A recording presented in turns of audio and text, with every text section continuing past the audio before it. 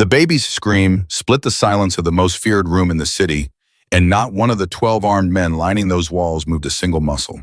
They had faced guns. They had faced knives. They had stood steady through things that would break ordinary men. But none of them, not one, knew what to do with a 6-month-old boy who had been crying for 34 minutes. While Dominic Caruso, the man who made this entire city flinch, stood in the middle of his own restaurant, holding his son like a man slowly drowning in plain sight. Then a waitress, a nobody, a girl who had worked here less than 3 weeks, walked straight through all of them. Nobody stopped her. Nobody breathed. If you felt that, stay with me. Subscribe, follow this story all the way to the end, and drop your city in the comments right now. I want to see exactly how far this reaches. Marco Caruso had been crying since 7:15. It was now 10 minutes to 8, and his father, the man, 3 federal agencies had opened files on the man whose name alone had ended careers and cleared rooms, and once made a sitting city councilman get up from a dinner table and walk out into the street without his coat in February was losing. Not to a rival, not to the Romano family, not to anyone with a weapon or a motive or 20 years of hatred behind their eyes, to a 6-month-old boy who wanted his mother. Shh. Dominic's voice was a low command pressed against the baby's ear, the same voice that had ordered men into dangerous situations without a second thought. Shh, Marco, stop. Stop it. Marco screamed louder. The sommelier near the wine rack had not moved in 4 minutes. He still had a bottle in his hand. He had forgotten about it entirely. His job right now, the only job that mattered, was to be invisible, because the man holding the screaming baby had a look on his face that nobody in this room wanted to be the reason for. At table 3, a couple who had been celebrating their anniversary sat with their hands folded on the tablecloth, eyes down, not speaking, not eating, not doing anything that might draw attention in their direction. They had been like this for 20 minutes. The woman had her coat on. She had put it on 15 minutes ago, very slowly and very quietly, in case they needed to leave with speed. Nobody left. You didn't just leave Caruso's restaurant. You stayed. You were invisible. You prayed. Vincent Greco stood 6 feet from Dominic, exactly far enough to be respectful, close enough to be useful, and watched his boss walk the length of the room. For the 9th time, Marco's face red and wet against his shoulder, and felt something he would never in his life have admitted to feeling: helplessness. Because there was nothing in 11 years of working for this man that had prepared him for this specific situation, and there was no protocol for it. And the only thing worse than watching Dominic Caruso struggle was the absolute certainty that if you said the wrong word right now, the next 6 hours of your life were going to be very unpleasant. Vincent, Dominic said it without turning. Vincent straightened. Sir. The doctor. Call him again. I called him 40 minutes ago, sir. He said Marco is healthy. He said it's... I know what he said. A pause. The baby arched against him, both legs kicking. Call him anyway. Yes, sir. Vincent pulled out his phone and walked 3 steps in the opposite direction, and as he did, he thought Elena would have known what to do. He'd thought it approximately 800 times in the past 4 months. Elena Caruso, with her dark eyes and her steady hands, and the way she had walked into rooms like she'd already decided how everything was going to go. She had been the only person Dominic had ever visibly softened for. She had been the only person in his world who made the whole machinery of him slow down and breathe. She had been gone since February, and Marco cried every night. Hey! Dominic's voice had dropped to something almost private. He had stopped walking. He was standing still now, holding Marco slightly away from him so he could see his face, this small, devastated, furious face. And he was looking at his son the way you look at something you love so completely it terrifies you. Hey, buddy, I'm here. You hear me? I'm right here. Marco looked at him and wailed. I know. The word came out cracked. Just a little, just enough. I know you do. Me too. Nobody in the restaurant heard those last 2 words except Marco. But they would have recognized them if they had, because they were not the words of the man who owned this restaurant, who owned half the businesses on this block, who had a reputation that stretched from one end of the city to the other like a long shadow. They were the words of a 38-year-old widower who had no idea how to do this and was doing it anyway alone every single day. That was when the footsteps happened. Not Vincent's, Not Carlo's, not the careful, measured, permission-seeking steps of anyone who worked in this room. These were fast, direct, completely unafraid the steps of someone who had decided to do something and was already in motion before the decision fully finished forming. Dominic turned. She was moving at a pace that was nearly a run, not quite, but almost, and she was looking at Marco, not at Dominic, not at any of the men between her and the table, not at any of the things in this room that should have stopped her. Her dark hair was coming slightly loose from where she'd pinned it back. She had a folded cloth in one hand, a clean napkin from the service station, and her face had the focused, purposeful expression of someone who had already diagnosed the problem and was coming to fix it. Carlo stepped directly into her path. He was 6'3" and 240 pounds, and he had a particular way of appearing in front of people that made them recalculate their entire route. Most people reversed direction immediately. Some of them apologized. She stopped, but she didn't step back. "I need to get past you," she said. Not aggressive, just factual. She was looking past Carlo's shoulder at the baby, and her voice was calm in a way that was almost strange, given that she was standing 18 inches from one of the more intimidating humans in the city. "Please, I know what's wrong with him. Please let me through."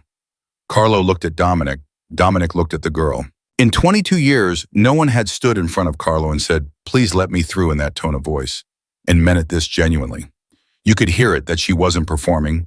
Confidence, wasn't bluffing, wasn't doing anything except telling the truth. She thought she could help. She was willing to push through 6 feet of human wall to prove it. Something shifted in Dominic's face. Imperceptible to most people. Visible to Vincent, who was watching from across the room with his phone still in his hand, and an expression like a man watching a weather event he'd never seen before. Dominic gave the smallest nod. Carlo stepped aside. She crossed the remaining distance in 4 steps and stopped in front of Dominic and looked up at him. He had 6 inches on her, maybe more. And she said at normal volume, like they were having a conversation at a coffee shop, "He's overstimulated and he's scared and he needs to feel compressed. Can I hold him?" Dominic stared at her. "I grew up with 4 younger cousins," she said, and her voice had this quality, this unshakable steadiness, like she had made a decision and the rest of the world was simply going to have to catch up. "The littlest one cried like this every night for 4 months. I know what to do. Please, he's exhausted." The word please again. Direct, real. "If you drop my son," Dominic said, "it will be the most significant mistake of your life." "I won't drop him." She held out both arms. Open, certain. He looked at her for 2 full seconds. Then he transferred Marco into her arm. The handoff took maybe 3 seconds. Marco, mid-scream, found himself rotated. She turned him inward, his chest against hers, both of her forearms supporting him, one hand splayed firmly across his back. Not gentle, deliberate, like she was pressing him into something solid, giving him edges to feel. And she tilted her head down until her lips were near his ear, and she made a sound. Not a word, not a song. A low, constant, resonant hum, steady and unbroken, coming from deep in her chest. The kind of sound that felt like a heartbeat, like something that had been there before you were born and would be there after everything else. The screaming did not stop immediately, but it changed. The pitch dropped. The desperate, jagged top edge of it softened first, then the middle, and Marco's thrashing legs went slower, and his fist, which had been clenched and furious, opened one finger at a time and found the fabric of her shirt. 14 seconds. That was all it took. By 14 seconds, Marco was breathing in the hitching, broken pattern of a child who has been crying so long, the grief has worn itself out. By 20 seconds, his head had turned into her neck. By 30 seconds, the restaurant was so quiet that someone across the room could be heard setting down a fork with exaggerated care. Dominic had not moved. He was standing with both hands at his sides, and his face had done something it almost never did in public. It had opened. Just for a moment. The jaw was still tight, but the eyes were different, and the set of his shoulders had changed, and he was looking at his son sleeping against the shoulder of a girl he had never seen before today, with an expression that Vincent would later describe privately in his own head, where no one could hear it, as grief with a door in it. "How?" Dominic said. She looked up. Her eyes were brown, deep, and calm, and they met his directly without the usual calculation people performed, When they looked at him, the fast assessment of threat and distance and how much to reveal. She just looked. He doesn't need quiet, she said softly. He needs to feel held. Really held, like the world has walls. A pause. Babies who've lost someone, they can feel it. They don't know what's gone, but they feel the space where it was. You have to fill the space up a little. The silence went very long. What's your name? Dominic said. Emma Reeves. Her voice stayed even. I've been working here 3 weeks. I'm sorry I pushed past your... Don't apologize. He said it flatly. Then quieter. Sit down. She blinked, looked around once at the empty chair across from his, at the room that was still holding its collective breath, at the men who were watching this with the focused uncertainty of people who have no idea what category to put this in. She sat, and just like that, without any announcement, without any protocol, Dominic Caruso sat down across from a waitress named Emma Reeves and looked at his sleeping son and said in a voice just above a whisper, "He's been doing this every night for 4 months." Emma looked at Marco. Since his mother, a beat of absolute stillness. Yes, Dominic said. She nodded, didn't push, didn't perform sympathy. Just accepted it the way you accept weather. It exists. It is what it is. You don't argue with it. He'll sleep now, she said, probably an hour, maybe more. He's really worn out. He wears himself out every night. Something in Dominic's voice had a grain in it, rough and low and honest, in a way that didn't match the room, the restaurant, the men positioned at every exit. Every night I try everything. Every night nothing works until he cries himself unconscious. And then He stopped. The jaw tightened. He had said more than he intended to. Emma didn't fill the silence with noise. She let it sit there.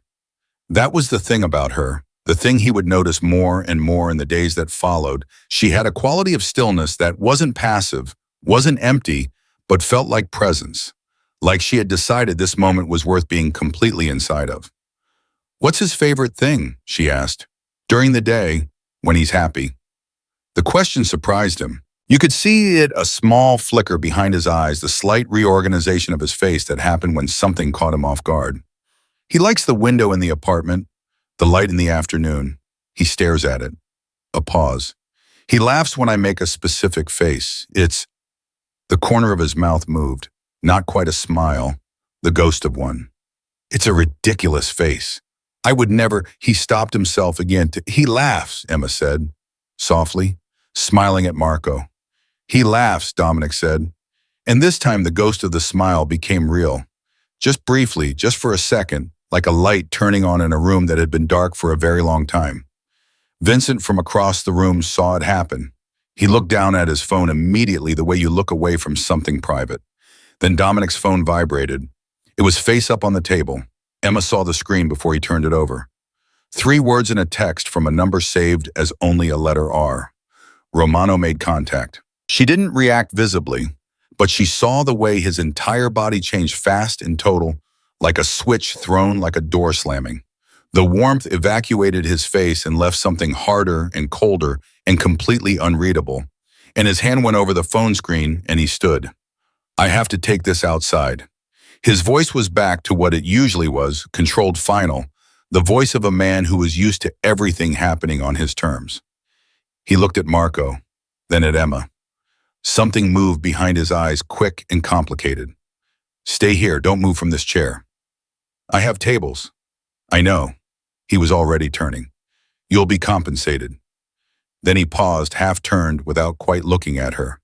His name is Marco. He likes his back rubbed in circles, not straight lines. And if he wakes up and starts again, a long pause. The words seemed to cost something. Just keep doing what you did. He walked away. Emma looked down at Marco. Your dad, she said very quietly to the sleeping baby, just asked me to babysit. She exhaled. I don't know what I'm doing. Marco's fingers tightened around her shirt. She stayed. What happened in the back office took 11 minutes, and Emma would not learn the specifics of it for several weeks. But she would later understand that those 11 minutes were the moment the collision course began, not between her and Dominic, but between the life Dominic had built and the thing he was trying to protect. Sal Romano had sent a message. Not a threat exactly, a message, the kind with a photograph attached. The photograph was taken from across the street. It showed the front of the restaurant. It showed the window of the private dining room. It showed through that window clearly, deliberately, with a long lens in a steady hand, a man holding a baby. The accompanying text said only "beautiful boy." God forbid anything happened to him. Dominic stood alone in his office and read those words 3 times. Then he put the phone in his jacket pocket, walked to the window, and stood there for a long time without moving. He had known when Elena died that the real danger was not to him. He had lived inside danger long enough that it had stopped registering as danger and had become simply the texture of his world. He knew where the exits were in every room he entered. He knew which of his men would hold under pressure and which would fold. He knew the angles. But Marco didn't have angles. Marco had 6 months and a laugh that could break open the hardest thing in you and a habit of crying every night for a mother who was never coming back. And Sal Romano had just sent him a photograph of his son. Dominic turned from the window. His face was completely still, the way still water is still just before something moves beneath the surface. He picked up his phone and called Vincent. "I need every exit on this building watched tonight," he said, "and I need to know who took that photograph. I want a name by morning." A pause, then quieter, "And Carlo is on Marco for the rest of the night. He doesn't leave Marco's sightline. Not for a single second." "Understood." Vincent's voice was careful. "And the girl?" Dominic said nothing for a moment at time. "She stays until close," he said finally. "Make sure she gets home safe." He came back to the dining room at 9:47. Emma was at his table with Marco, who had woken 20 minutes earlier and was being held against her shoulder in a groggy, blinking state that was not yet distress. She was talking to him quietly, a low and easy narration of, "Nothing, look at the light. See, the light isn't that something?" And he was watching her face with the focused, wondering attention that babies gave to things they found genuinely interesting. Dominic stood in the doorway and watched this for a moment he would not account for. Then he walked to the table. Emma looked up. She studied his face the way she was already developing a habit of doing, looking for the information that the face was trying not to give. She saw something. She didn't name it. "He woke up," she said, "but he didn't cry." "I see that." He sat. He looked at Marco, who looked back at him and then very deliberately looked back at Emma. Dominic made a sound surprised low that was almost a laugh. "He just did that. He looked right at me and turned away." "He knows you're not the interesting one right now," Emma said. And then she caught herself. "I'm sorry, I keep saying things I shouldn't say." "No." He shook his head slightly. "You're the only person in this room who said anything real in the last 2 hours." He leaned back in his chair. He looked tired in a way that was different from before, not the controlled fatigue of a man performing endurance, but something more human and more exposed. "Where did you say you were from?" "Connecticut." "And there's nothing there for you?" "Oh, my mother's there." A small pause. "But we're not, it's complicated." "Most things are." She looked at him. "You don't seem like someone who does complicated." "I do nothing but complicated," he said. And the way he said it, flat and dry, and with the faintest ghost of something wry, made her realize he had just made a joke. Possibly the first one in a long time. She smiled. He noticed. The phone buzzed again. This time he silenced it without looking at it. But Emma watched the muscle in his jaw tighten and release, and she thought whatever is in that phone is the thing that changed his face before. And she thought that thing is going to come back. She didn't know how she knew. She just did. "Mr. Caruso." She said his name carefully. "You don't have to tell me anything. But I want you to know," she paused. This was the part where she usually stopped herself, where the sensible, practical, do not complicate things, part of her brain would apply the brakes. She felt it apply them now. She kept going anyway. "Whatever's in that phone, whatever that look was, you shouldn't carry it alone." He looked at her for a long, unreadable moment. "You don't know what you're saying," he said. "Probably not." She agreed. "You don't know anything about me. I know you've been holding that baby for 34 minutes alone in a room full of people who were all too afraid to help." She held his gaze. "That's enough to know something." He said nothing. Marco reached up and put one small hand on Emma's chin. Both of them looked at him. And for one moment, just one, the phone and the photograph and the name Romano and the 4 months of grief and the iron architecture of everything Dominic had built around himself all went somewhere else. And there was just this, a table in a sleeping restaurant, and a baby who had stopped crying, and two people sitting across from each other who had not expected this evening to go this way at all. Then the front door opened. Two men walked in who had not been invited. Carlo was on his feet before the second one cleared the threshold. Vincent materialized from the left wall. Three other men positioned at points around the room shifted their weight forward in unison, not drawing, not yet, but ready. Dominic did not stand. He did not move at all. But his eyes went to the door, and the look on his face was something Emma had never seen on any human being in her life. Not anger, not surprise, colder than both of those and far more frightening. The two men at the door stopped when they saw the response. The taller one raised both hands slightly, a gesture that was almost casual, except for how carefully he was watching Dominic. "Mr. Caruso," the man said. Calm, practiced. The voice of someone delivering a message he'd been coached to deliver with complete neutrality. "Mr. Romano would like to extend an invitation. Breakfast, tomorrow morning. He says you'll know the place." Not a request. Dominic let the silence run out for 10 full seconds. "Tell him," Dominic said, still not moving, his voice even and unhurried, and carrying every molecule of authority in the room, "that I don't accept invitations." The man nodded once carefully. "He thought you might say that. He said to tell you." The man reached into his jacket. Every gun in the room rose 2 inches. The man moved very, very slowly and produced an envelope, white sealed. He set it on the nearest table and stepped back. "He said you'd understand when you read it." Then both men turned and walked out the door. The room stayed at full tension for 4 more seconds after the door closed. Then Dominic stood. He walked to the envelope, picked it up, did not open it. He turned and looked at Emma, who was sitting completely still with Marco in her arms, her face pale, her eyes watching him with an expression that was equal parts fear and something that wasn't fear at all. "You need to go home," he said. "Okay," she said. Her voice was steady. How it was steady, she had no idea. "Carlo will take you, right now." He didn't look at the envelope. He looked at her. "Emma." It was the first time he had said her name. "Yeah," she said. "Don't come back tomorrow." She stood carefully transferring Marco to Carlo's arms. She picked up her bag from where she'd set it under the chair. She was at the door to the service corridor when she stopped and turned around. "I'll be here at 4, she said. She didn't wait for an answer. She went through the door and it closed behind her. In the sudden quiet, Marco made a small, sleepy sound against Carlo's shoulder. Carlo looked at Dominic. Dominic looked at the envelope in his hand. He opened it.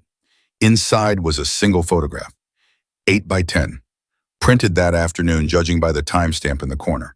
It was Marco, taken through the restaurant window at 7:52 p.m., and written across the bottom in ink in a handwriting Dominic recognized from 2 decades ago. "How much is he worth to you?" The envelope crumpled in his fist. And across the city, a girl named Emma Reeves sat in the back of a black SUV and stared out the tinted window and told herself firmly and clearly and with complete conviction that tomorrow she was absolutely not going back to that restaurant. She was back at 4 o'clock the next day. And that was the beginning of everything. She told herself it was just a job. That was the thing Emma kept returning to on the walk in the next afternoon, the simple, practical, completely reasonable fact that she needed the money, she needed the shifts, and the restaurant paid better than anywhere else she'd applied. That was it. That was the whole of it. She was not going back because of the way Dominic Caruso had said her name exactly once before telling her not to return. She was not going back because of the photograph she hadn't seen, but could feel the weight of in the room before she left. She was going back because rent was due on the 1st, and she had $43 in her checking account, and a girl from Connecticut with a failed graduate school plan and a broken heart did not have the luxury of making dramatic decisions based on feelings she hadn't even admitted to having yet. That was what she told herself. Carlo was at the service entrance when she arrived. He handed her a coffee, same as yesterday, same order she had never given, and said without expression, "He said you wouldn't come back." Emma took the coffee. He was wrong. Carlo almost smiled. Almost. "Yes," he said. He was. She was 3 tables into her section when she felt at that particular shift in atmospheric pressure that she was already, after less than 48 hours, learning to recognize. The room didn't change. The noise level didn't drop. But something reorganized the way iron filings reorganize when a magnet comes near, and she looked up, and he was there. Dominic walked through the main floor with Marco against his chest, the baby wide awake, and gripping the front of his father's jacket with both fists, and he was looking at his phone, and then he looked up, and he saw her, and he stopped walking. Just for a second. Then he kept going. He didn't come to her table. He didn't speak to her. He sat at his usual position, and within 4 minutes, the mechanics of his evening were already in motion. Vincent at his left, 2 men at the door, the quiet and constant hum of a machine that never fully stopped. Emma watched it from the periphery of her section and told herself she was not watching it and refilled someone's water glass. It was Marco who broke the standoff. She was passing the table with a tray when Marco saw her. And the sound he made, a short, sharp, delighted sound, both arms shooting outward in her direction, was so sudden and so loud that the couple at the next table actually turned to look. Emma stopped. Dominic looked up from his phone. Marco was straining forward against his father's arm, reaching with full-body conviction toward Emma, making the specific, urgent noise of a baby who has identified exactly what he wants, sees no reason why the universe shouldn't provide it immediately. He remembers you, Dominic said. He said it like a fact neutral, but his eyes were doing something more complicated. Babies usually do. Emma set her tray on the edge of the service station. She looked at Marco, who was now borderline frantic with wanting. Can I? He'll scream if you walk away. It wasn't permission exactly, but she took it as one. She lifted Marco from his father's arms, and the baby grabbed her collar with both hands and made a sound of profound satisfaction, like someone who has been waiting a very long time for something and is deeply relieved that it has finally arrived. Emma laughed, a real one, surprised out of her, and Marco, delighted by this, grabbed her face. Dominic watched his son's hands on Emma's face and felt something move in him that had no name yet and no safe place to put it. You're on shift, he said. I can see my tables from here. He said nothing. He's fine, Emma said, quieter now, because Marco had settled against her shoulder in the particular way he seemed to find most satisfying. He just needed to know I was still here. He's 6 months old. He absolutely does. She looked at Dominic directly. You know he does. You see it every night. The silence between them lasted 4 seconds. In those 4 seconds at the far end of the room, Vincent exchanged a look with Carlo that communicated without a single word that both of them were witnessing something unprecedented and were going to discuss it later at length. Sit, Dominic said. His voice was resigned in a way that was already becoming its own kind of permission. She sat, and just like the night before, without announcement, without protocol, without anything that could be explained by any normal framework that any of the men in that room had been trained to operate within, Dominic Caruso's evening rearranged itself around a waitress named Emma Reeves and a baby who had decided she was exactly where he needed to be. It went on for a week like that, 7 days. Different enough each time that it never felt like a pattern, close enough that everyone could see it becoming one. Emma would arrive at 4. Marco would hear her voice from wherever he was and make that sound. Dominic would act as though this was mildly inconvenient. He would end up at the same table. She would end up with Marco. And somewhere between the first hour and the last, Dominic would say something that wasn't small, talk something real, something from below the surface, and Emma would answer it honestly, and the room would be quiet around them, and the men on the walls would look at their shoes. On the 3rd night, he told her about Elena. Not everything, not the whole of it. Just pieces, the way you share things when you're not sure yet how much you trust someone, but the weight of it has gotten too heavy to carry entirely alone. He said she had been fierce. He said she had been funnier than anyone expected. He said she had made Marco laugh the first time at 11 weeks and called Dominic from the other room to come see it, and he'd actually run down the hallway, and he'd gotten there and done something stupid to try to reproduce the laugh and failed, and she had laughed instead, and that had been he'd stopped. His jaw worked. That was a good day, was all he'd said. Emma had listened to all of it without interrupting. When he stopped, she didn't try to fix it or wrap it up or make the grief into something more manageable than it was. She just said, he has her eyes, Marco. Those eyes didn't come from you. Dominic looked at her for a long time. No, he said finally, they didn't. On the 5th night, she asked about the envelope. She hadn't planned to. It came out somewhere in the middle of a conversation about something else entirely. She'd been asking about Marco's pediatrician, something practical, something safe. And then she'd heard herself say, "The envelope those men left, what was in it?" The temperature in Dominic's face dropped fast. "You don't want to know that," he said. "I already know it wasn't good." Emma. He said her name the same way he'd said it the first night measured final, like it was a door he was choosing whether to open.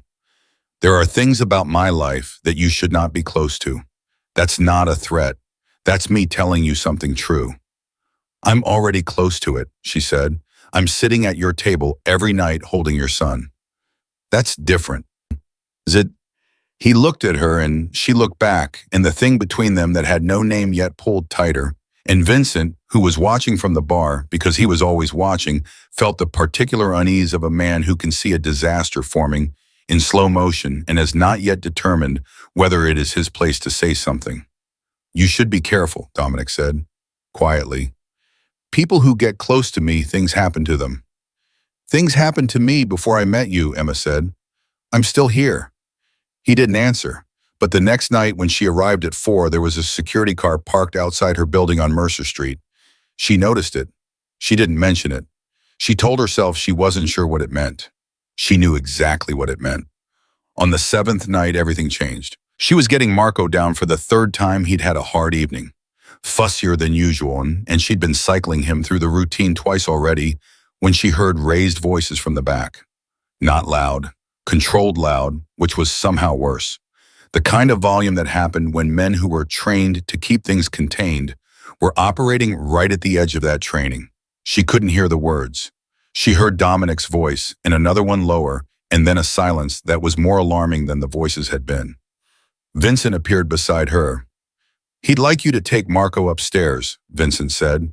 His face was professional, smooth, perfectly organized. "There's a room above the restaurant. Someone will come for you when it's done." Emma looked at him. "Is he okay?" "A beat. He'd like you to take Marco upstairs." She took Marco upstairs. The room was small, a private sitting room, a couch, a lamp, the kind of space that existed for exactly this purpose without ever advertising it. She sat with Marco and listened to him breathe and tried not to listen to the sounds from below. 31 minutes later, the door opened. Dominic walked in, and he was fine, physically. Fine, no mark on him, but his face was a particular kind of closed that she hadn't seen before, even in the worst moments of the past week. He stood in the doorway and looked at her and Marco, and she watched him take a breath that was slightly longer than his usual ones. "What happened?" she asked. "It's handled." "Dominic." He looked at her sharply. She'd used his first name without thinking, and they both registered it at the same moment, and neither of them addressed it, but it was there present in the room. "One of my men," he said finally. He sat down heavily in the chair across from her. He looked at his hands. He'd been talking to Romano's people, passing information. A pause. "For 4 months. Emma was quiet for a moment.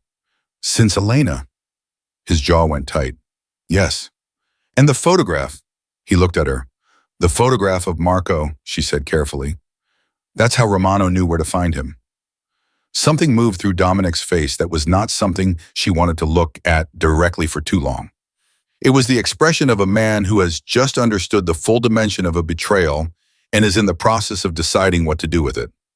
It was cold in a way that reminded her jarringly briefly of exactly who she was sitting across from. "You're smart," he said. His voice was even. It wasn't hard to figure out.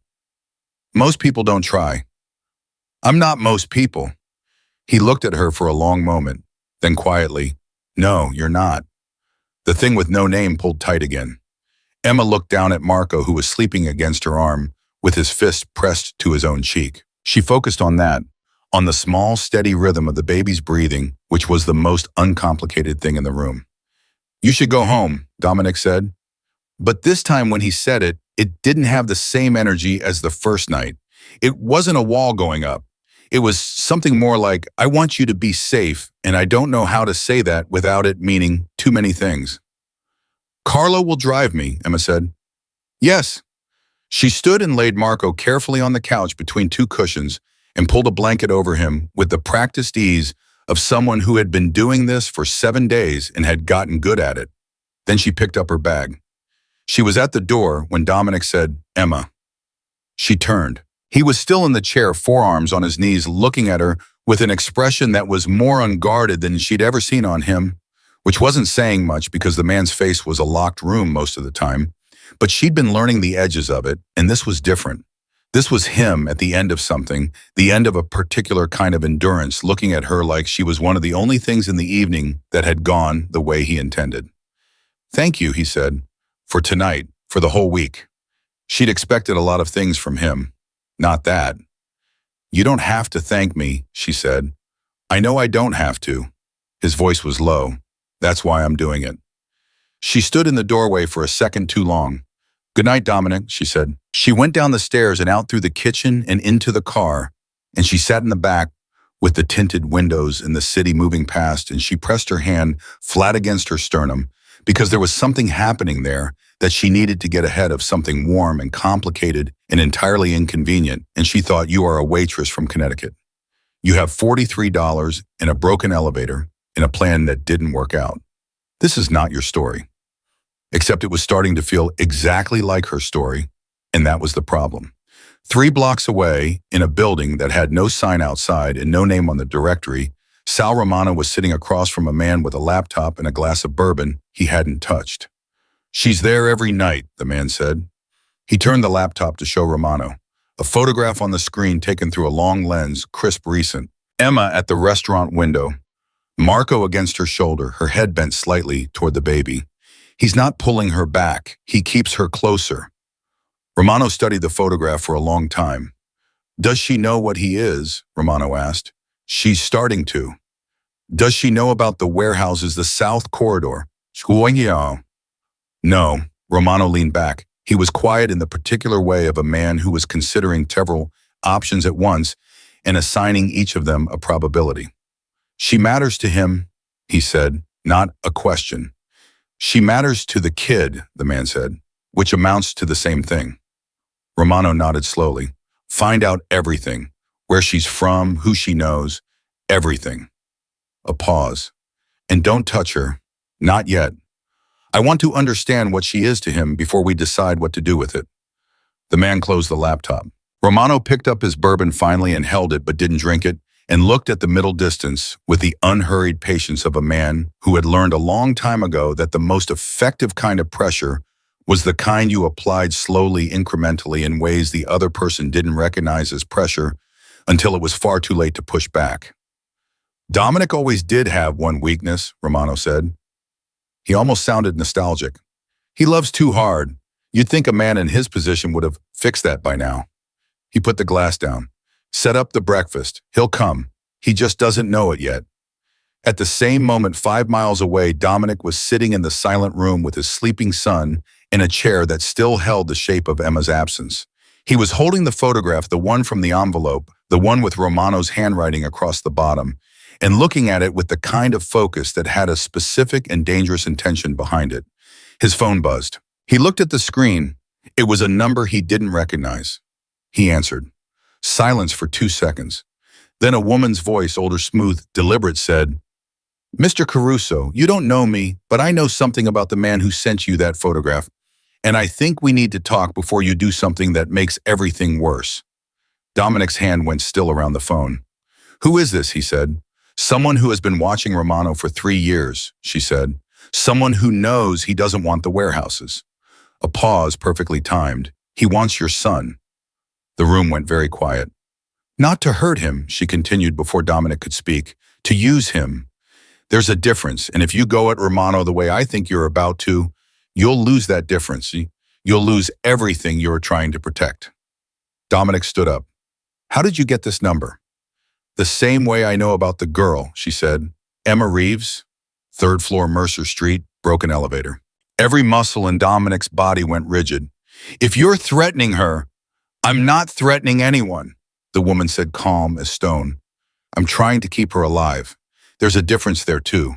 I need you to understand both differences before tomorrow morning, because Romano's already moved the breakfast meeting up."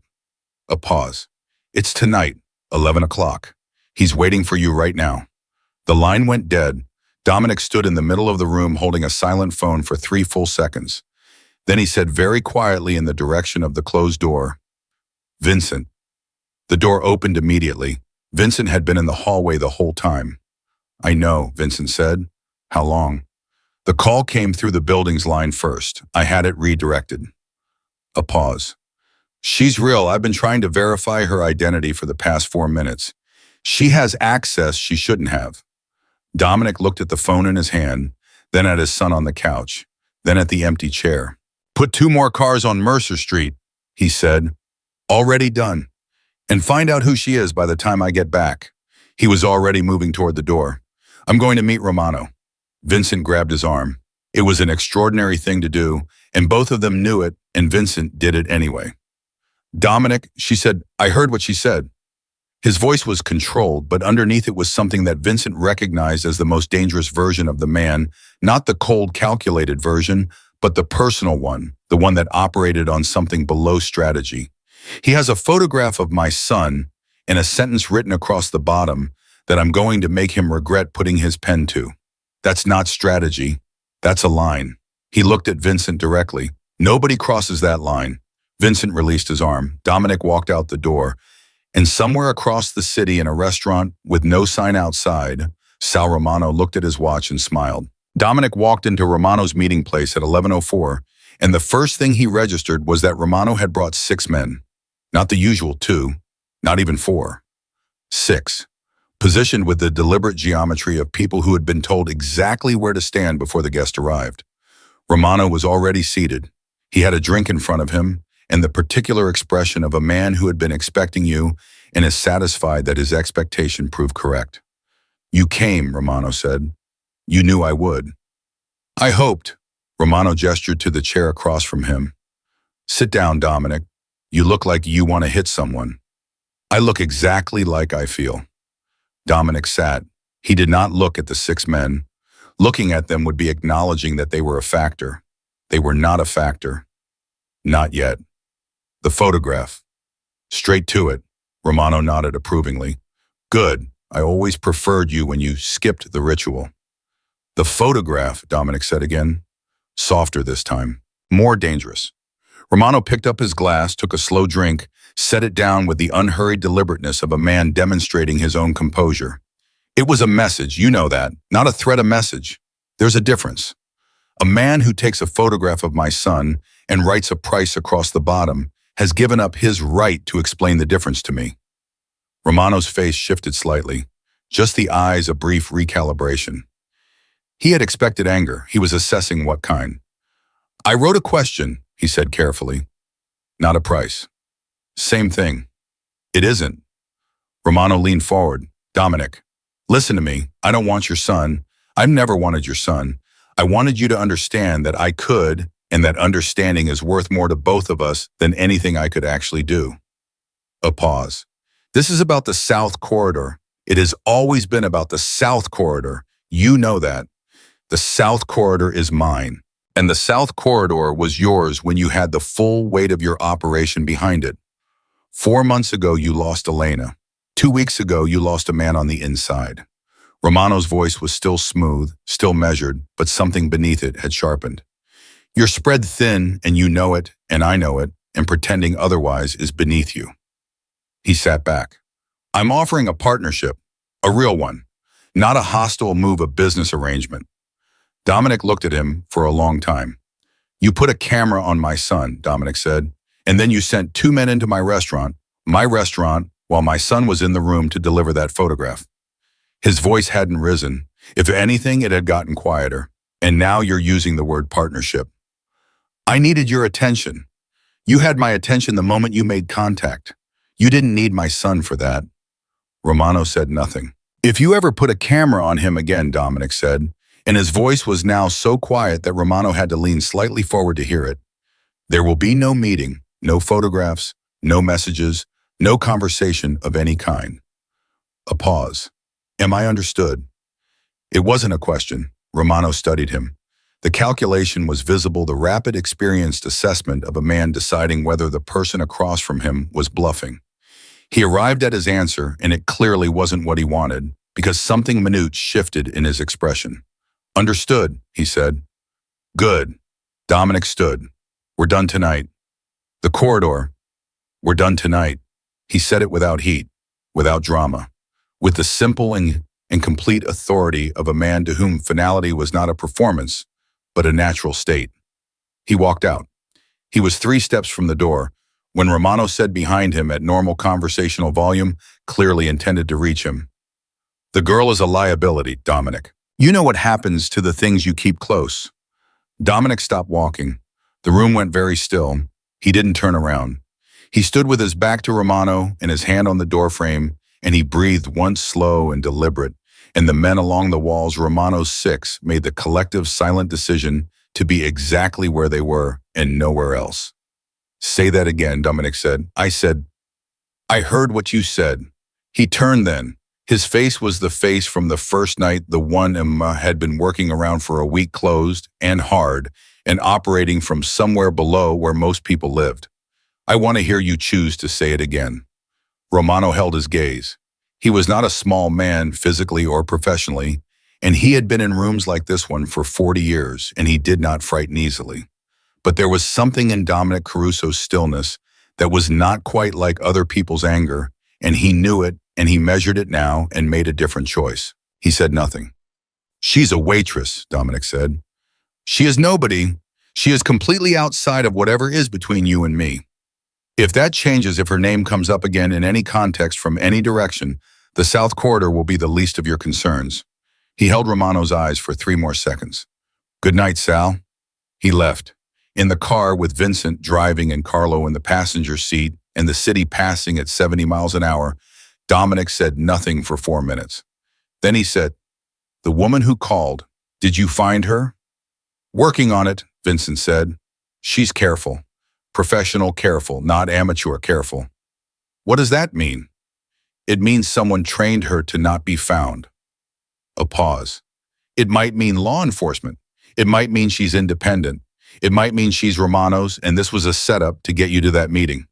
It wasn't Romano's. Dominic was certain of it. He couldn't have explained exactly why instinct experienced 20 years of learning to read the difference between genuine and performed. She knew something Romano doesn't know. What? Dominic was quiet for a moment. She knew about Emma. Vincent's hands tightened on the wheel slightly. Romano knows about Emma.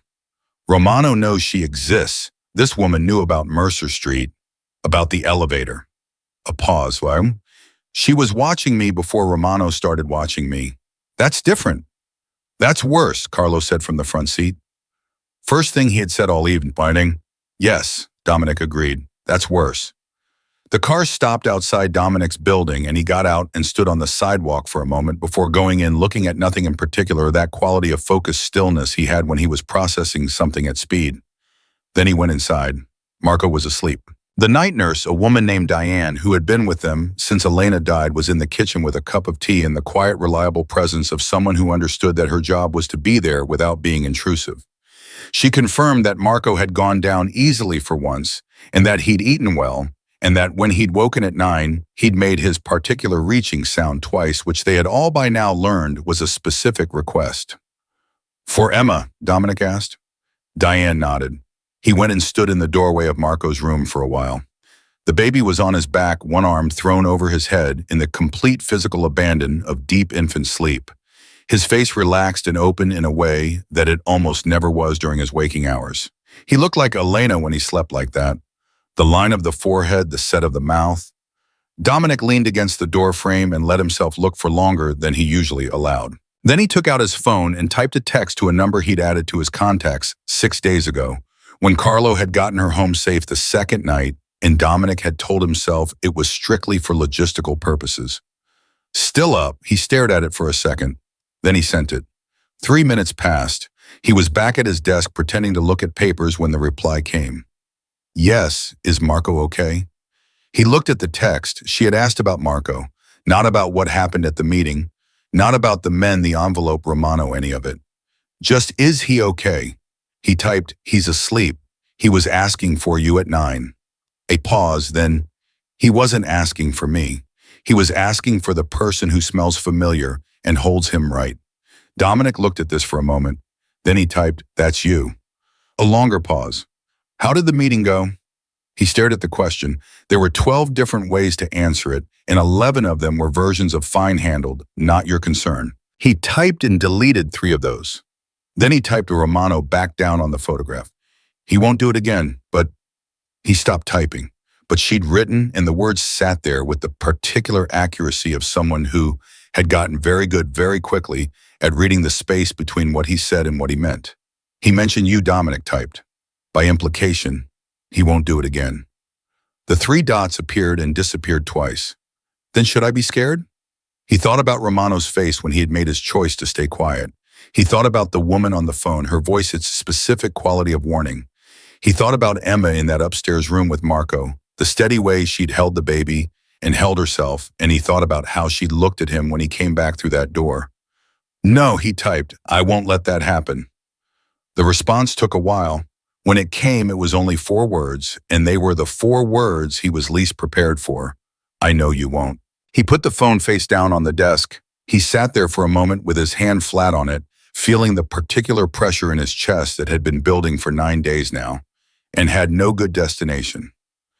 The next morning was when Emma met the woman. She was coming out of her building at 7:45 earlier than usual. She had a double shift when a car she didn't recognize was idling at the curb. Not black, not the car Dominic sent. A gray sedan, older, nondescript in the way that things were sometimes deliberately nondescript. The window came down. The woman inside was in her 50s, silver hair cut short, reading glasses pushed up on her forehead.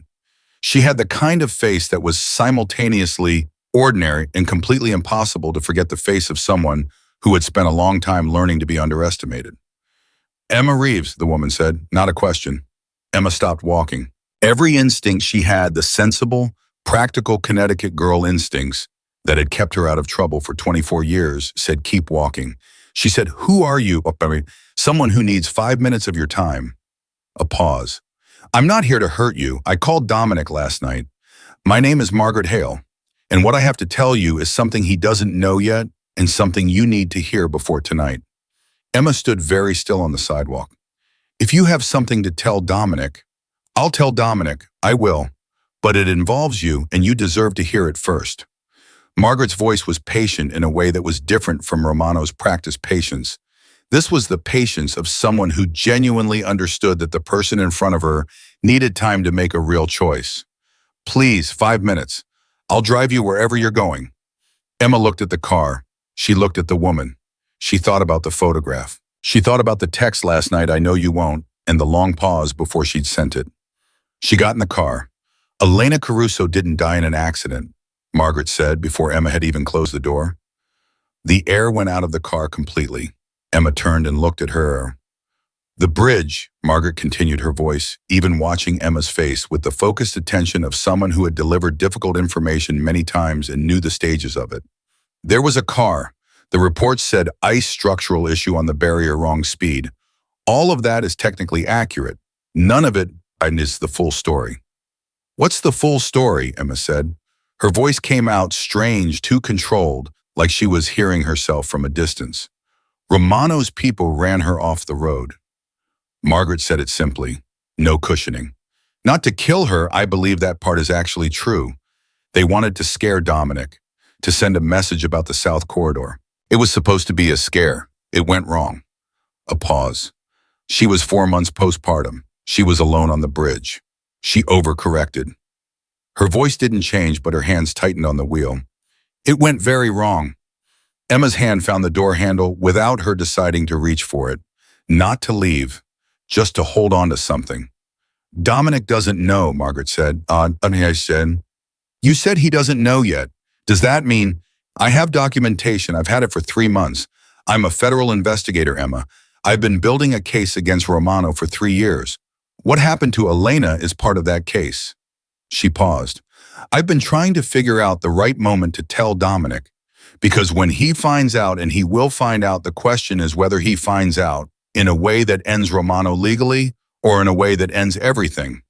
Emma understood immediately. The whole of it laid out clean and terrible. "If he finds out wrong," she said slowly, "he goes straight at Romano, and Romano has 6 men waiting. Romano has considerably more than 6 men, Margaret said, and a great deal of patience. In 3 years of watching and waiting for Dominic to make exactly this kind of personal, emotional mistake. A pause. Romano wants the South Corridor. He could take it by force. He hasn't. Why? Because Dominic has more allies, more leverage, more institutional weight. Romano can't win a direct confrontation. So he's been engineering a personal one instead. Grief, isolation, provocation. Her voice was precise, almost clinical. Elena, the spy in Dominic's organization, the photograph of Marco, each one designed to push him further from strategic thinking and closer to doing something that destroys him. Emma finished. Margaret looked at her. Something in her expression shifted a slight specific recalibration. You're very quick. I'm very scared, Emma said. And it was true. It was the most honest thing she'd said in days. Why are you telling me this? If you're building a square, because you are either going to be the thing that saves him or the thing that breaks him, Margaret said flat and direct. And I haven't been able to determine which, and I'm running out of time because Romano is escalating and Dominic is getting closer to the edge. She turned to look at Emma fully. And because you went back to that restaurant every day for 9 days when any sensible person would have walked away. So either you're very foolish or you care about what happens to him. And you don't seem foolish. Emma looked out the windshield. The street was going about its morning in different buses and coffee cups and people with earphones who had no idea they were passing a car that contained a federal investigator and a waitress sitting in the middle of a situation that had no clean edges. What do you need from me? Emma asked. I need you to not tell him tonight, Margaret said. I need 2 more days to finalize the documentation. And then I need you to be there when I tell him. Because there is a version of this where he hears it and makes the right choice, and that version requires someone in that room who he trusts enough to keep him from the wrong one. Emma turned. He doesn't trust me. We've known each other 9 days. He texts you at 11 p.m., Margaret said. He put 2 cars outside your building without you asking. He sat across from Romano last night and defended a woman he's known for 9 days with the same language he would use for family. She paused. He trusts you. He just hasn't admitted it to himself yet. Emma felt the warmth go through her and pushed it aside because this was not the time for it. What if he doesn't make the right choice? What if he hears it and goes anyway? Margaret was quiet for a moment. Then I lose 3 years of work, she said, and he loses everything. She pulled up outside the restaurant. Think about it. I'll call you tonight. Emma got out. She stood on the sidewalk and watched the gray sedan disappear into traffic and breathed for a moment. Then her phone rang. It was Dominic. Marco's been asking for you since 6 a.m., he said. His voice had the particular morning register, less guarded, slightly rough, the version she'd only heard a few times and was already protective of. I told him you'd be here at 4. Emma closed her eyes for a second. I'll be there at 4, she said. Good. A pause, the kind he made when he was deciding whether to say the next thing. He's been saying something that sounds like your name. It doesn't sound exactly right, but it's in the direction of your name. Emma's chest tightened with something she refused to identify fully. What does it sound like? A very brief pause. M, Dominic said. Just M. She stood on the sidewalk with the phone to her ear and the weight of what Margaret had told her pressing down on her from every angle, and she thought about Elena on that bridge and Romano's patience and documentation waiting in a file somewhere that was going to detonate in the middle of everything. I'll be there at 4, she said again, softly. I know, he said. He hung up. She stood for a moment longer, then she went inside and she did her job.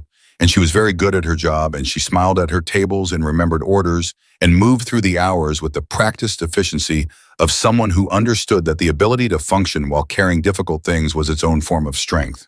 But at the back of everything, under all of it, one sentence ran on a loop that she couldn't stop. Elena didn't die in an accident. And by the time 4 o'clock came, and she heard Marco make his reaching sound from across the restaurant and turned to find Dominic watching her from the doorway, with that almost expression on his face, she had come to a decision. She was going to be in that room when Margaret told him. And she was going to hold on whatever happened after, because some things, once you knew them, couldn't be unknown.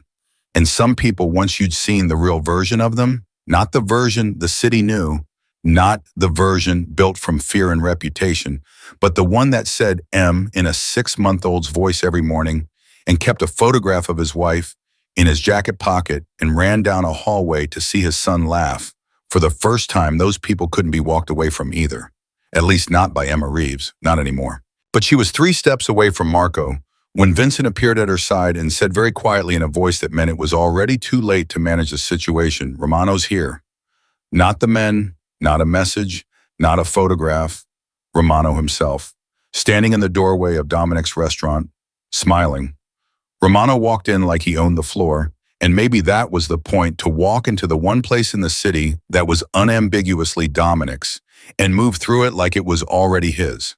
He had 2 men with him, not 6, which was either a gesture of good faith or a calculation that 6 would have been stopped at the door, and 2 might make it further before anyone decided what to do. He was dressed well unhurried, and the smile on his face was the specific smile of a man who had prepared for this moment and was satisfied with how it was opening. Every person in the restaurant felt it happen before they fully processed what they were seeing. The shift in the room was immediate: forks, down bodies, still the particular arrested silence of people who understood they were inside something and had no clean way out of it. Emma felt Vincent's hand close around her elbow. Not rough, not aggressive, just firm and directing. "Step back," he said quietly. She stepped back, but she didn't take her eyes off the door. Dominic was at the far end of the room when Romano walked in, and he turned, not fast, not alarmed, with the controlled rotation of a man who had already been told by the tightening in the room that something had changed, and he saw Romano, and his face did nothing. That was the thing about it. It did absolutely nothing. It stayed exactly as it was, and somehow, that was more frightening than any reaction would have been. The 2 men with Romano stopped just inside the door. Romano kept walking alone toward Dominic, and he stopped at a reasonable distance and spread his hands slightly in the old gesture that said, "I'm here to talk. I came myself. Give me credit for that." "Dominic," Romano said, warm, almost fond, "I apologize for the intrusion." "You should leave," Dominic said. His voice was perfectly level. "I'll leave in 10 minutes. I just need 10 minutes. Romano glanced around the room at the staff frozen at their stations at the diners, who had made themselves as small and invisible as possible, at the wall of men who had materialized between the 2 of them and the rest of the room. His eyes landed briefly on Emma and moved on with deliberate disinterest, the practiced look of a man specifically choosing not to look at something important. "Privately, if you're willing." "I'm not willing." "Then here." Romano tilted his head slightly, unfazed, patient as water finding its level. "Dominic, I came in person because what I have to say requires it. Because I'll admit this, I have been handling this badly. The photograph was excessive. I understood that the moment you walked out last night. I came to correct it." "You had 3 months to correct it," Dominic said. A fractional pause. "Yes," Romano said, "I did." Something moved through the room at that, a subtle collective tightening, because that pause had carried information, and the information was that Romano was making a choice right now about how much to reveal, and was leaning toward more rather than less. That was unusual. That was the kind of choice people made when they had something large enough to trade. Vincent was watching Dominic's face with the close, continuous attention of a man monitoring a pressure gauge. Emma was watching it too from 20 feet away, with Marco settled against her hip and one hand pressed flat against the baby's back, and she felt Marco turn his head toward the tension in the room the way babies did not, understanding it but feeling the frequency of it, responsive to the emotional temperature of the adults around him, the way small animals were responsive to weather. "Not here," Dominic said finally. He said it to Romano, and then he turned his head very slightly and looked at Emma. And in that look was a series of things that happened too fast to catch individually: a check, a decision, something that might have been an apology, and then he looked at Carlo and said, "Take Marco upstairs." Carlo moved to take the baby. Marco made a sound of immediate protest and gripped Emma's collar. "It's okay," Emma said softly to the baby, beginning the careful process of transferring him without triggering a full response. "It's okay, I'll be right here. I'll be right downstairs." "Emma," Dominic's voice, level, careful. "Go with Carlo." She looked at him. He was looking at her with the expression that had a door in it, the one Vincent had seen the first night, and filed away the one that was costing Dominic something to keep as controlled as it was. She went with Carlo. The room that remained was quieter, and the men arranged themselves with the ease of long practice, and Romano took the chair he was offered, and Dominic stood, which was his own kind of statement, and what happened in the next 40 minutes would only come to Emma in pieces over the following days, assembled from what Vincent told her and what she could deduce from the way Dominic's face looked afterward. Romano had offered a full withdrawal, not a partnership of withdrawal. He would release his claim on the South Corridor entirely. He would pull back his people from the 3 other contested zones. He would offer in writing, through channels that could be enforced, a complete cessation. In exchange for one thing, Dominic had stood and listened to the offer and said nothing for a long time. And then he'd said, what one thing? And Romano had said, information. That's all. Just information about a federal investigation I believe is being conducted against both of us. Something I believe you have access to through a contact neither of us has fully identified yet. There it was, Margaret Hale. Romano didn't know her name. He knew she existed. He knew she'd made contact with Dominic. He knew she had documentation of something, and he had spent 3 years building the correct level of paranoia about what that documentation might contain. He wasn't after the South Corridor. He had never been primarily after the South Corridor. He was afraid of what Margaret Hale had built. Dominic had listened to all of this, and he had said, I need 24 hours. Romano had said, you have 12. Upstairs, Emma sat with Marco on the couch and listened to the sounds of the building, the specific texture of the quiet that meant something serious was still being resolved below, and held the baby against her, and thought about Margaret's voice in the car that morning.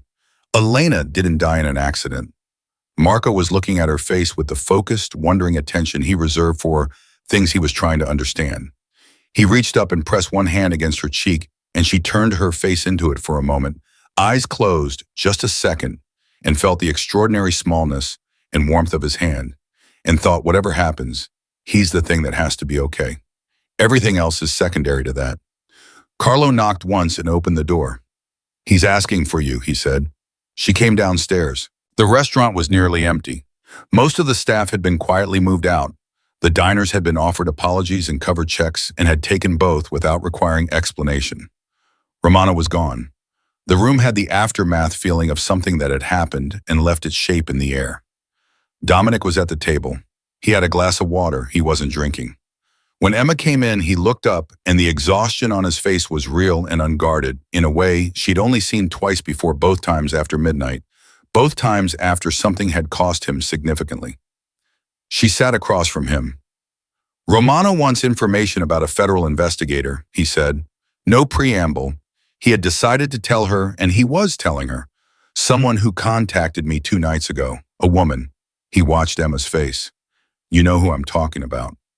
Emma went very still. She came to you, he said. Not accusatory, just certain. This morning, Emma said, before my shift. What did she tell you? The weight of it pressed down. The 12-hour clock Romano had set. Margaret's voice, I need 2 more days. Dominic's face right now at the edge of something that would go one way or the other based on how this next conversation went. She told me she's been building a case against Romano for 3 years, Emma said carefully. She told me she has documentation. Dominic waited. He knew there was more. Emma looked at him. At the set of his jaw, the steadiness of his eyes, the way he held himself with that constant, exhausting control that never fully came down. She thought about the hallway, the way he had run to hear his son laugh. She thought about M in a baby's voice at 6 a.m. She told me something about Elena, Emma said. The glass of water stopped existing. Everything stopped existing except Dominic's face and the 4 words she had just said. Tell me, he said. Dominic. Tell me. Quieter, more absolute. She told him. She watched it land. She had been braced for the anger. She'd known it was coming. She'd thought about it in the car. She'd thought about it every hour since 7:45 this morning. But the anger was not the first thing. The first thing was a stillness so complete and so deep that it was almost physical, like watching something large and structural crack through without yet falling. His face didn't change. His hands didn't move. He breathed once slow. Then his hand came down on the table. Not a slam, a placement. Flat palm controlled deliberate, the physical expression of a man choosing to do something with his hands rather than something else entirely. She has documentation, Emma said quickly. Real documentation. She's a federal investigator. She's been building this for 3 years. She has the case almost complete. He killed her. Dominic's voice was barely above nothing. He killed Elena. It wasn't, she said, it wasn't supposed to. He put a car on that bridge. He said it the same way. The same low absolute volume. He put a car on that bridge and she went over and he sent me a condolence card. His jaw worked. He came to the funeral. Emma said nothing. There was nothing to say to that. He stood in front of me at that funeral and told me she was a remarkable woman. Dominic's voice cracked on the last two words just slightly and he locked it down immediately, but it had happened and Emma had heard it, and it was the most devastating thing that she had witnessed in the entire span of knowing him. I know, she said softly. I know. He has to. He stopped. His hand pressed harder on the table. I know what you need to do, Emma said. I understand it. I completely understand it. She leaned forward, her voice low and direct the way she spoke when she had decided something and was committed to it. But Margaret has 2 more days. 2 days, and she has a case that puts Romano away for the rest of his life. That ends it, all of it, permanently legally in a way he can't recover from. She held his eyes. If you go at him tonight, you lose that.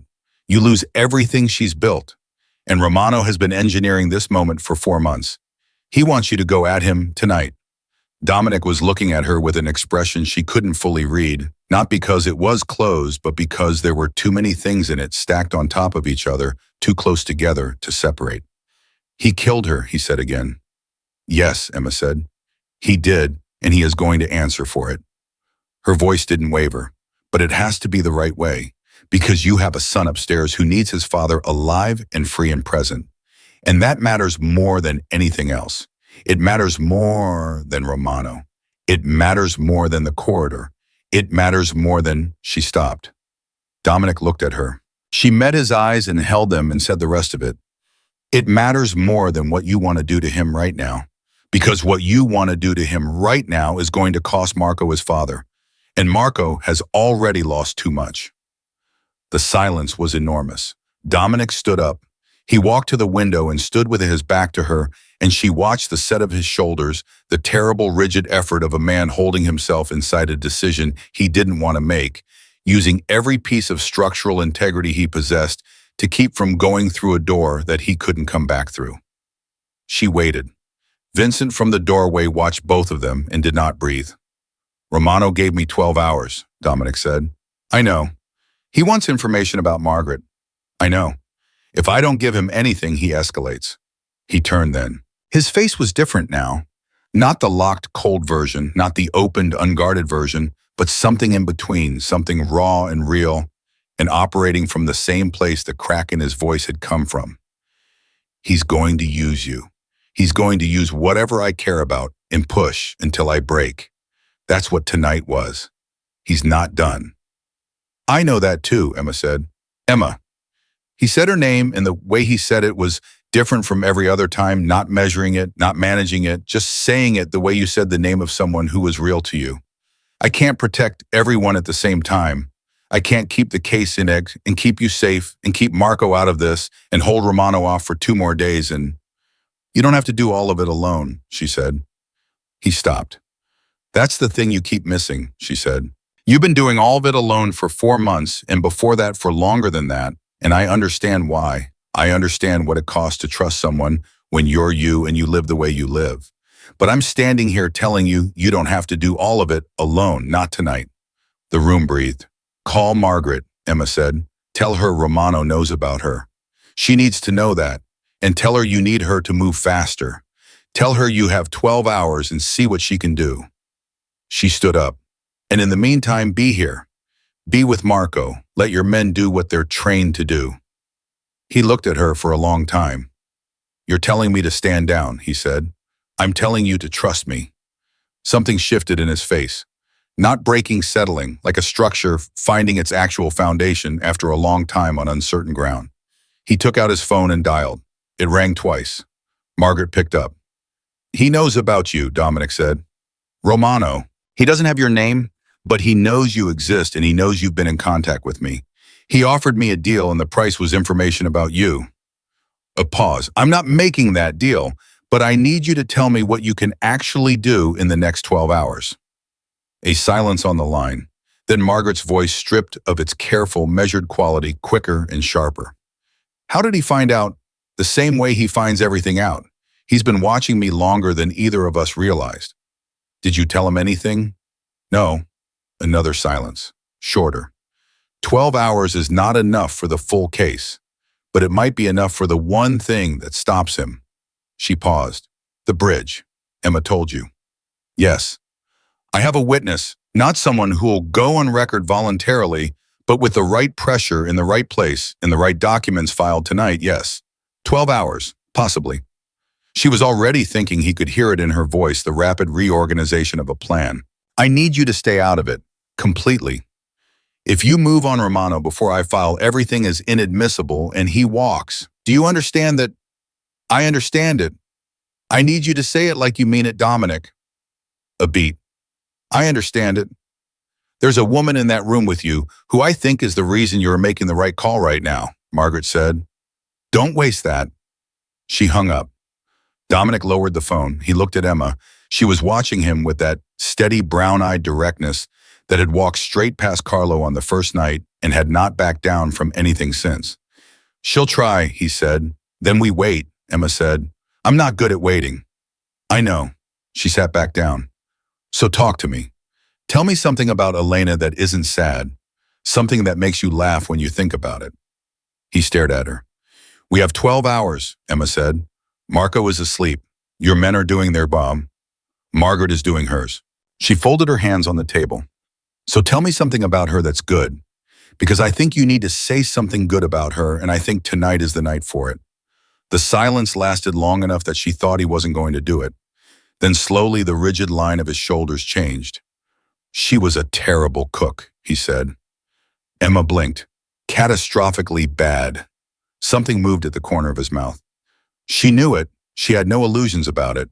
But once a year on Marco's due date, she'd calculated the date before he was born, and she kept it even after she would cook dinner. The whole thing, whatever she wanted to make start to finish. He shook his head slightly. The first year it was pasta. I couldn't eat it. I genuinely could not.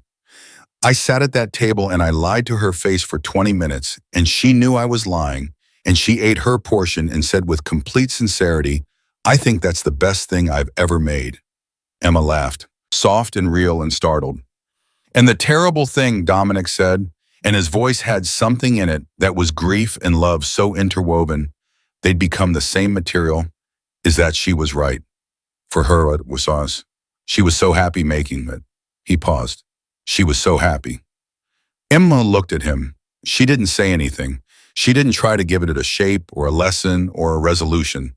She just let it be what it was, a man remembering his wife in a quiet room with someone who was willing to sit in it with him. Marco made a sound from upstairs. Not distress, just the sleepy, wandering sound of a baby shifting between sleep cycles. Both of them looked up. Both of them listened. The sound settled back into silence. He's okay, Emma said softly. Yeah, Dominic said. He was still looking up toward the ceiling, toward the room above. Yeah, he is. At 2:17 a.m. Dominic's phone rang. Margaret. One ring, then silence, then a text filed. Witness confirmed. Arrest warrant processing. Tell your men to stand down from whatever they were about to do. It's done. He read it twice. He looked at Emma, who had fallen asleep in the chair across from him. Sometime after midnight, her head tipped slightly sideways, her breathing slow and even, one hand still flat on the table, as though maintaining contact with something solid.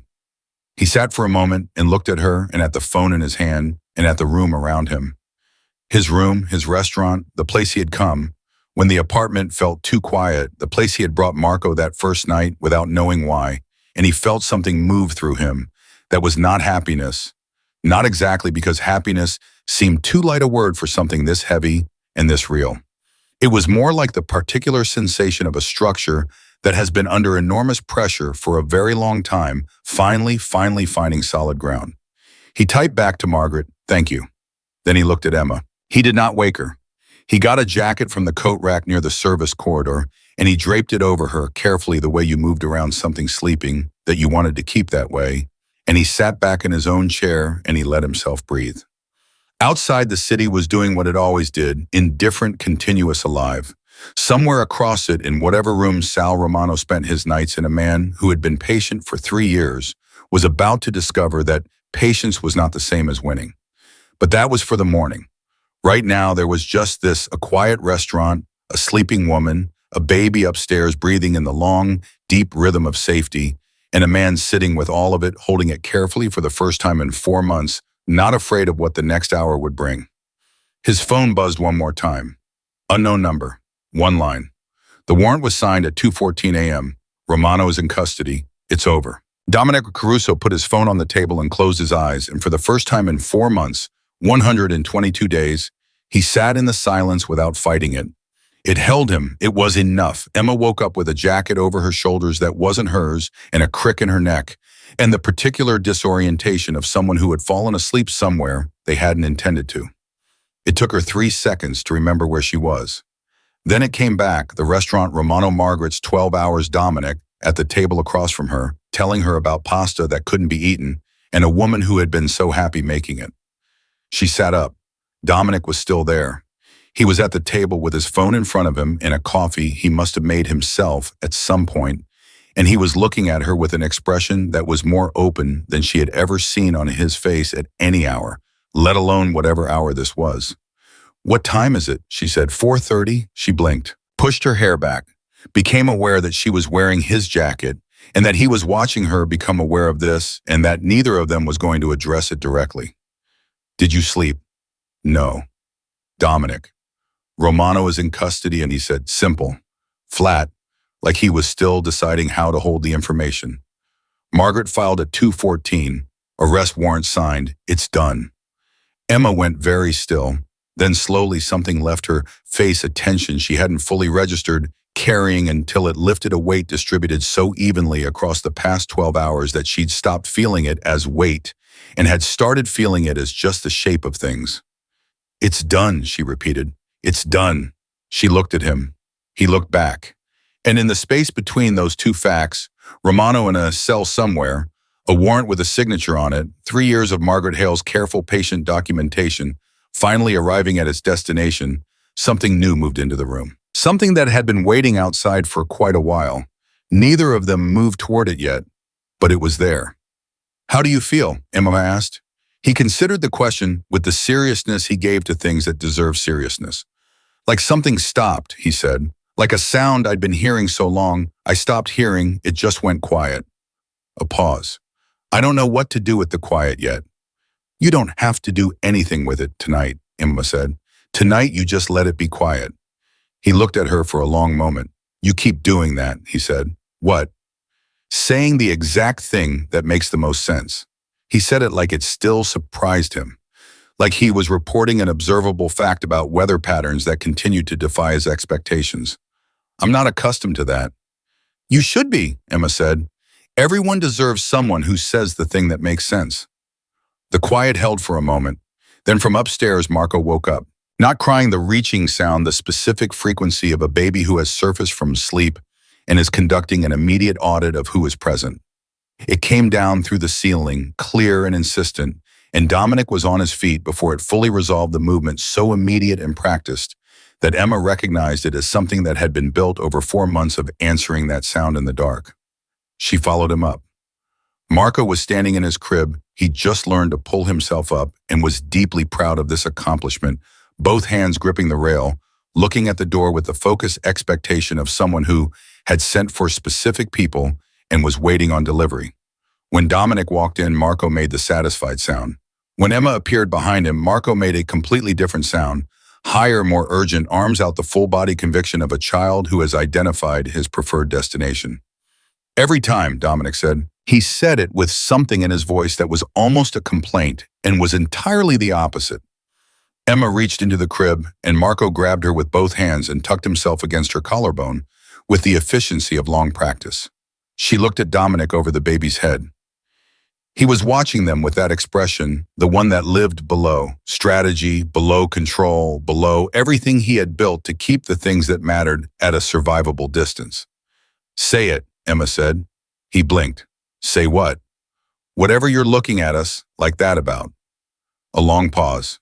Marco made a content sound against Emma's neck and grabbed a fistful of her hair, and Dominic reached over automatically and gently disentangled the baby's grip before the situation became painful, his hand brushing Emma's shoulder in the process, and neither of them moved away from that contact.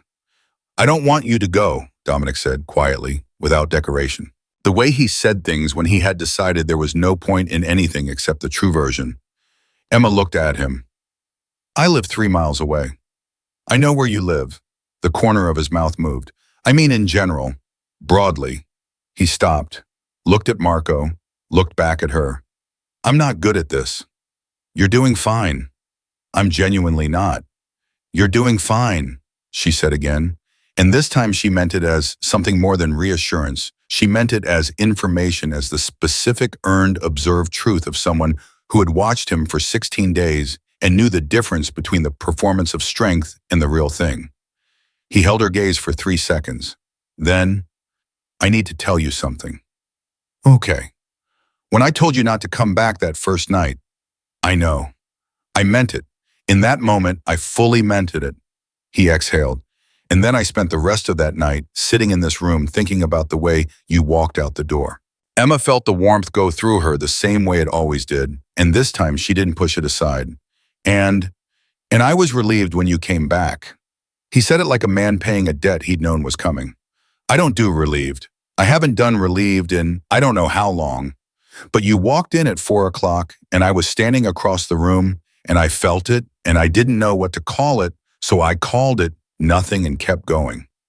Marco had fallen back into a drowsy state against Emma's shoulder, the boneless, trusting weight of a child who has decided everything is fine and has checked back out accordingly. Dominic, Emma said. Oh, I know you're from Connecticut, he said.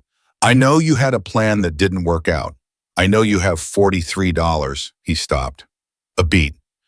That was from the first week. I'm assuming that's changed. She laughed short and real. Marginally. I know you're practical and you're smart and you have a quality of not being afraid of things that should probably scare you. He was looking at her directly, the full weight of his attention, the kind that had made a room full of people freeze on the first night and now made her feel like the only person in it. And I know that none of this, he gestured slightly at the room, at himself, at the architecture of everything he was and everything he came with. None of this is what a practical, smart person from Connecticut would choose. You're right, Emma said. It isn't. So I'm not going to ask you to choose it. Good, Emma said, because I already did. The silence after that was different from all the silences before it. It had no tension in it. It was simply full of the past 16 days and the first night and Marco's laugh and the pasta story and 12 hours in a chair and a jacket over her shoulders and every conversation that had started as something careful and become something else. Dominic took one step toward her. He reached out and tucked a strand of hair behind her ear, very carefully, very deliberately, the gesture of a man who had thought about doing something for long enough that when he finally did it, he was completely certain. And Emma turned her face slightly into his hand the same way Marco had on the very first night, and the parallel of it was not lost on either of them. I'm still a complicated man, he said. I know that. My life doesn't simplify just because Romano is in a cell. I know that too. Emma. Her name the way he said it, full and quiet. Are you sure? She looked up at him. At the face she had spent 16 days learning the locked version and the open version and every version in between, the grief and the humor and the jaw that went tight when something cost him and the almost smile that arrived when he wasn't expecting it. She looked at all of it and she said, I'm sure, Mapero. Marco nestled between them, made a sound of profound approval. Dominic looked at his son, then at Emma, and he laughed real full, unexpected, the laugh of a man who had forgotten he still had access to that sound and has just found it again in the last place he would have predicted. It was, Emma thought, the best thing she had ever heard. That was the morning. The afternoon brought the rest of it. Margaret called at 9. Her voice was back to its measured professional cadence, but underneath it was the particular satisfaction of a person who has spent 3 years building something and has just watched it hold. She confirmed the charges, the custody status, the scope of what the documentation had achieved. She told Dominic that the South Corridor was uncontested, that Romano's organization had fractured within hours of the arrest. The thing about a structure built on one man's patience was that it didn't survive the removal of that man, and that the federal case would proceed without requiring anything further from him. And the bridge, Dominic said.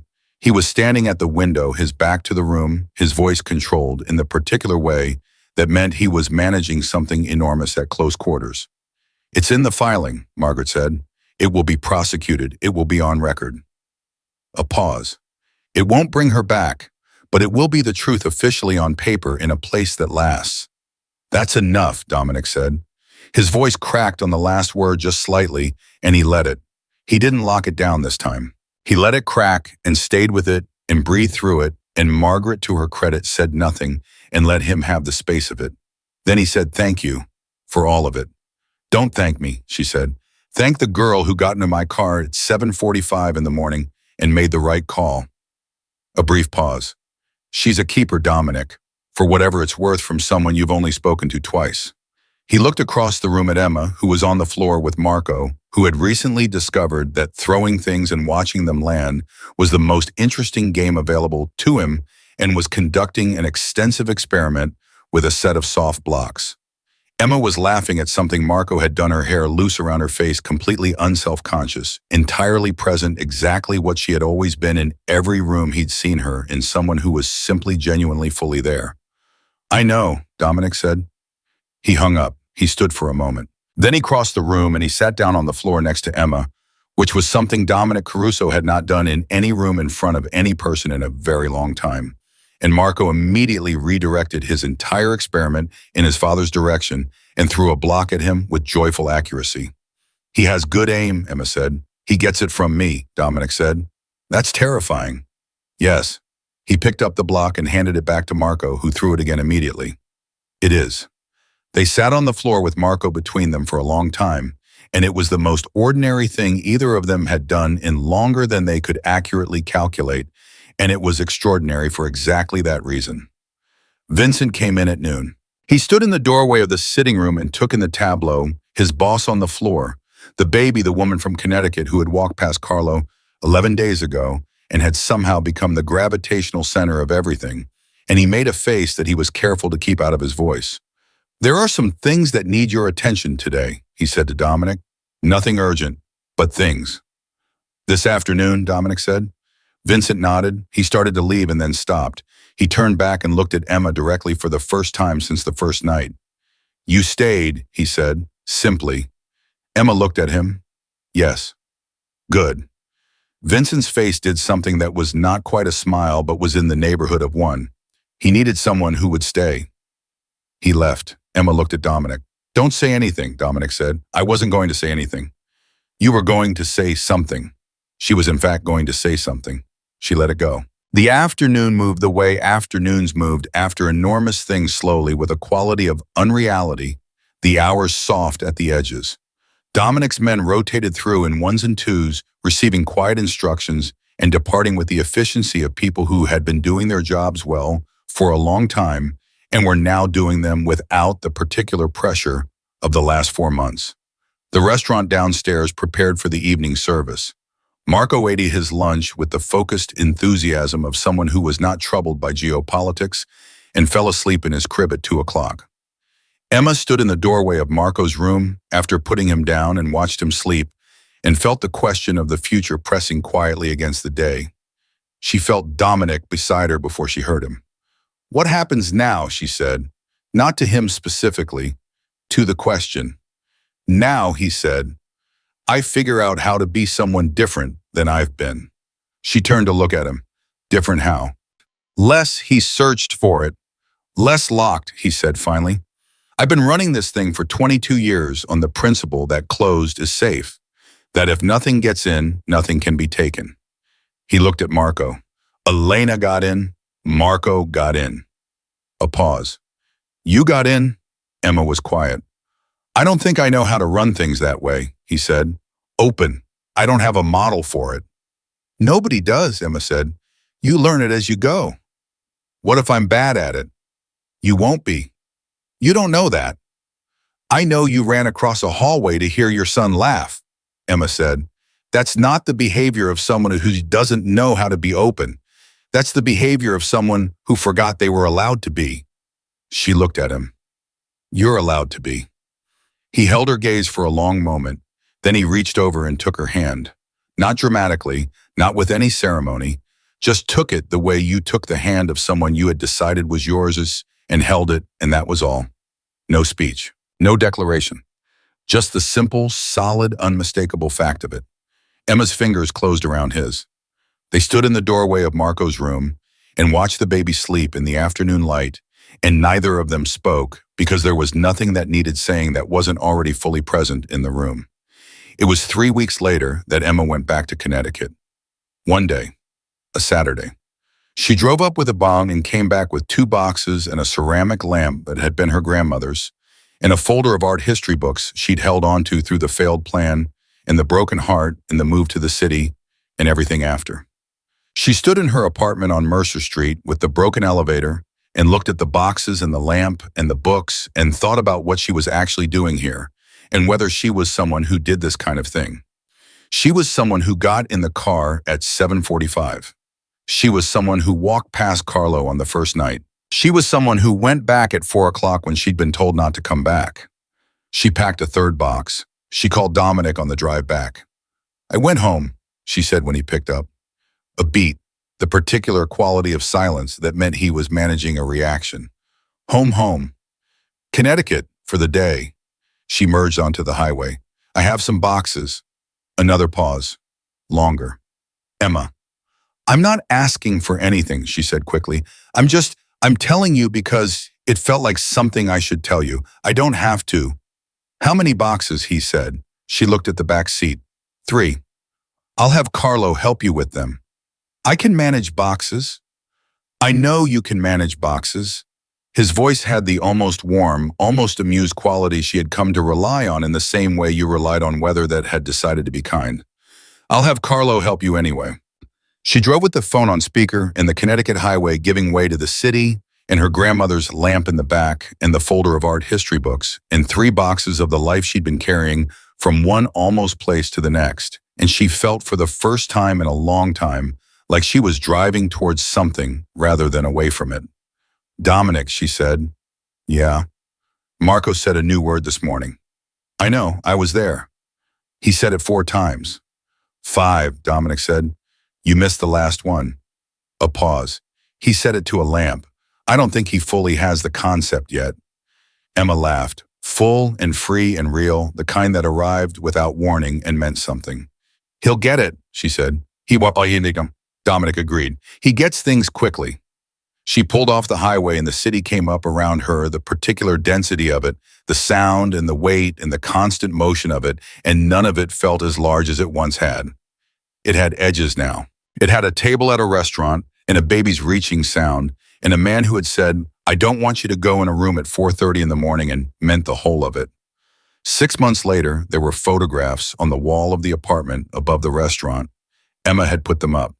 Not many she'd been careful about. It deliberate the way she was deliberate about things that mattered, choosing each one for what it carried rather than for how it looked.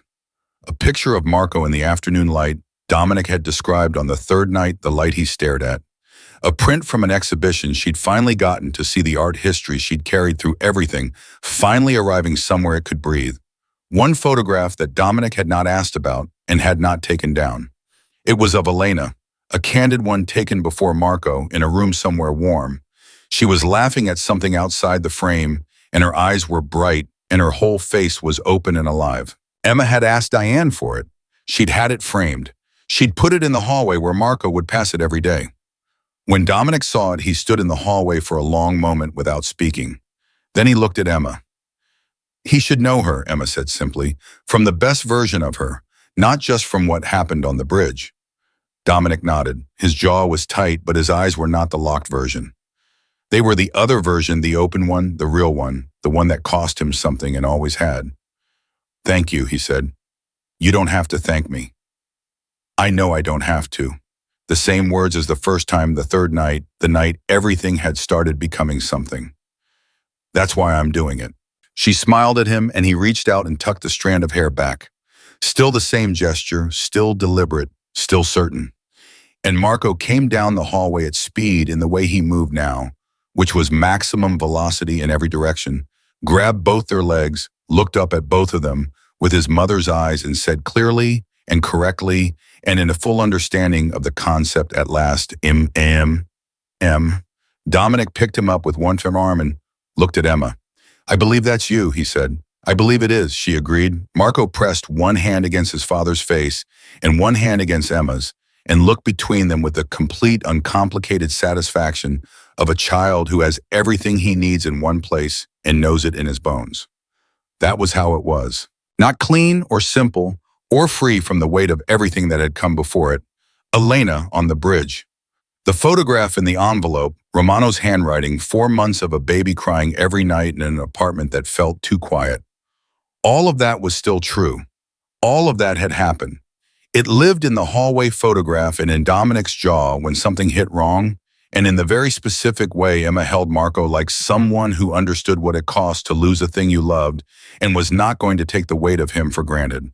But here in this right now, the hand on the cheek, the laugh in the hallway, the man who had run across a room to hear his son laugh and had forgotten he was allowed to and had been reminded by a girl from Connecticut who walked straight past a 6-foot wall of a man named Carlo because a baby was crying and she knew what to do.